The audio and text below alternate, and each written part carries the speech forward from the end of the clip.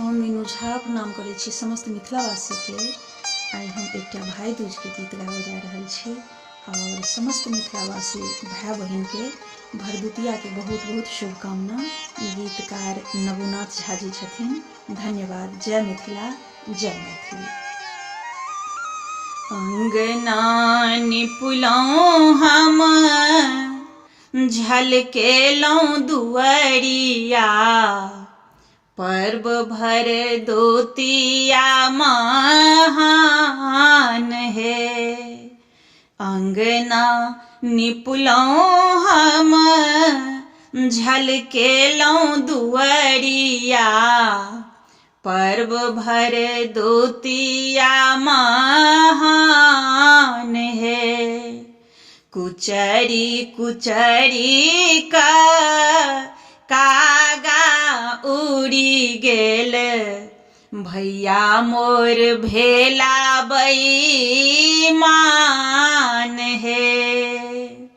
अंगना निपुलौं हम झलकेलौं दुअरिया, पर्व भर दोतिया महान है।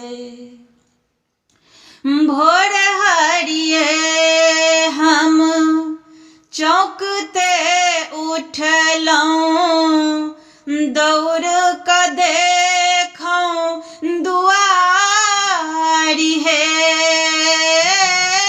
रही रही क हम पेरा झांकी, भैया औथिन मोर है।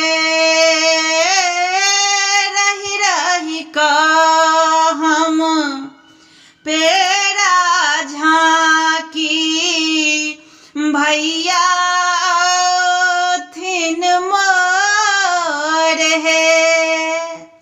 साइकिल के घंटी भिन्ने चौंकावे, भैया के लानी निराश है। कुचरी कुचरी कागा उड़ी गेल, भैया भेला बेईमान है। पिरही पिठार सो ढौड़ले रहलै, मटकुरी बिन पानी है। कुम्हरक फूल चार मुरझायल, सूखी गेल राखल पानी है। कुम्हरक फूल चार मुरझायल, सूखी गेल राखल पान है। भैया निर्मोहिया घुरियो ने एला, लागल मोर बकोर है। कुचरी कुचरी कागा उड़ी गेल, भैया मोर भेला बेईमान है। दही मटकुरी पौड़ले रहलै, तोड़ल राखल तिलकोर है। भिनसर दोपहर साँझो तकलौं, भैया केहन कठोर है।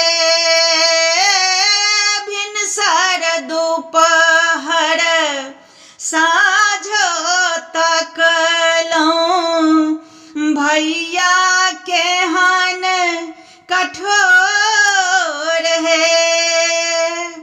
बहिनक रहिया कोना बिसरला केलन कोना लीलो है। कुचरी कुचरी का कागा उड़ी गेल भैया मोर भेला बेमान है।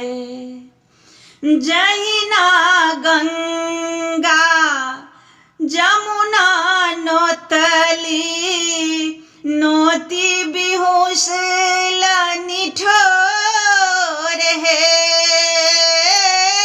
तहिना हमहू भैया नोती तौं मन छल मोर विभोर है। तहिना हमहू भैया नोती तौं मन छल मोर विभोर है। भैया चंडल बा घुड़ियो ने तकलनी नैना बही गेल नोर है। कुचरी कुचरी का कागा उड़ी गेल भैया मोर भेला बेमान है। भैया मोर भेला बेमान है।